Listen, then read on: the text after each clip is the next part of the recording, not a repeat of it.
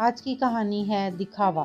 बनारस शहर में संत कबीरदास जी की प्रसिद्धि दूर दूर तक थी और शहर के राजा वीर सिंह भी कबीर जी के विचारों के एक बड़े पैरोकारों में से एक थे। जब कभी भी कबीर उनके दरबार में आते थे तो आदर स्वरूप राजा उन्हें अपने सिंहासन पर बैठा स्वयं उनके चरणों में बैठ जाते। एक दिन अचानक कबीरदास के मन में ख्याल आया कि क्यों ना राजा की परीक्षा ली जाए कि क्या राजा वीर सिंह के मन में मेरे लिए सही में इतना आदर है या वे सिर्फ दिखावा कर रहे हैं। फिर क्या था, उसके अगले ही दिन वे हाथों में 2 रंगीन पानी की बोतलें ले, जो दूर से देखने में शराब लगता था, अपने 2 अनुयायियों, जिनमें एक तो मोची था तथा दूसरी एक महिला जो कि प्रारंभ में एक वेश्या थी, के साथ राम नाम जपते हुए निकल पड़े। उनके इस कार्य से उनके विरोधियों को उनके ऊपर उंगली उठाने का अवसर मिल गया। पूरे बनारस शहर में उनका विरोध होने लगा, जिससे धीरे धीरे यह बात राजा के कानों तक पहुंच गई। कुछ समय पश्चात संत कबीरदास राजा के पास पहुंचे। कबीरदास के इस व्यवहार से वे बड़ा दुखी थे। जब इस बार वे दरबार में आए तो राजा अपनी गद्दी से नहीं उठे।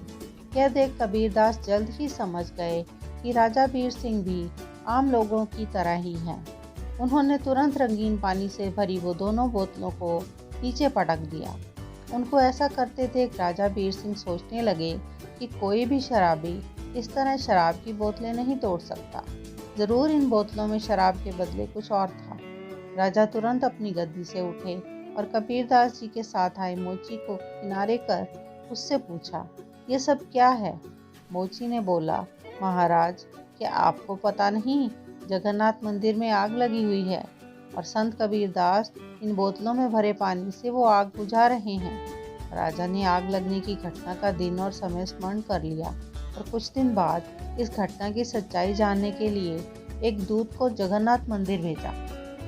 जगन्नाथ मंदिर के आसपास के लोगों से पूछने के बाद इस घटना की पुष्टि हो गई कि उसी दिन और समय पर मंदिर में आग लगी थी, जिसे बुझा दिया गया था।